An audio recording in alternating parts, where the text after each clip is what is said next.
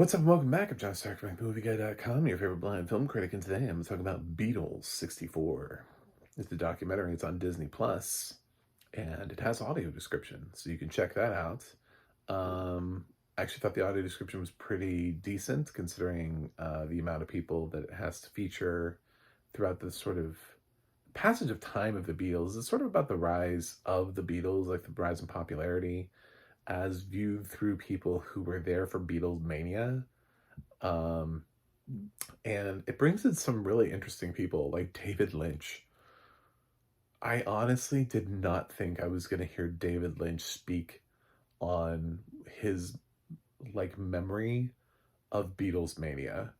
You know what I'm saying? Like the whole British invasion thing. And it talks about other groups. Like there was one group that talked about how they Americans that went to England to try to play and then they got deported.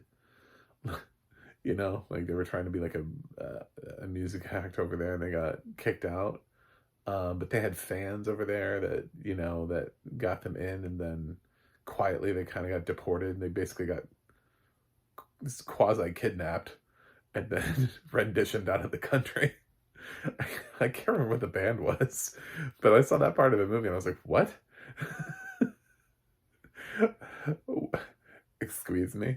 Um, but yeah, it's all these people sort of reminiscing on this part of time, lots of talking about Kennedy. It talks about like the year and like leading up to it, and very interesting. All these people who know the Beatles, the footage. It's it's hard to define because it's not just one thing. It certainly isn't a what are the Beatles? In case you're looking for that. It's not the documentary we had a couple years ago of Peter Jackson where he found the footage of them doing the album and like restored that and put that out there. It's not that. It's not something like Hard Day's Night. It is sort of its own thing. It's sort of like the Beatles were a time period, and in this time period, the Beatles were responsible for the influence of, and within this influence there was, I remember the Beatles through this, and my experience was this, and I talked to my father into letting me do this, and all that kind of stuff. So, um, interesting, and the audio description definitely brought into it the problem which happens with a lot of, you know, these, it's not fully a talking head document. It has talking head aspects to it. But when you have talking head documentaries and you're like, I don't know who's talking, well, this helps you with that. So I thought it was interesting. Not my favorite documentary of the year, but definitely intrigued. I was intrigued by it. I would say that I was intrigued by what it's putting down.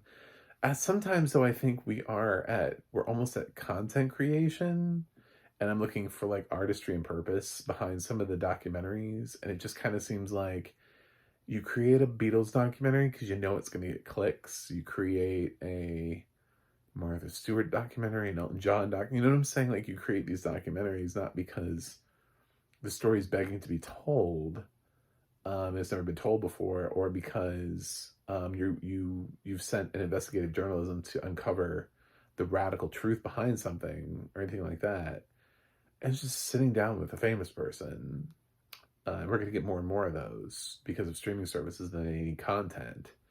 You know, Peacock dropped Gary and Stormy, which both seem like, yeah, we could watch a documentary about Stormy Daniels and Gary Coleman, but they didn't really register. You know, I kind of feel the same way. It's weird because Amazon's Frida is sort of chasing awards buzz, and that didn't do anything for me. I was kind of like, well, this isn't going to go anywhere. And then all of a sudden it's like in awards races, and I'm like, what is happening? Because it just kind of fell into their content creation vibe for me, along with like Federer, 12 final days, you know? Um, cool. So, yeah, that's fine. I'm gonna Beatles 64 and B+. Anyway, thanks for watching. Thanks for subscribing. I'll see you guys on the other side.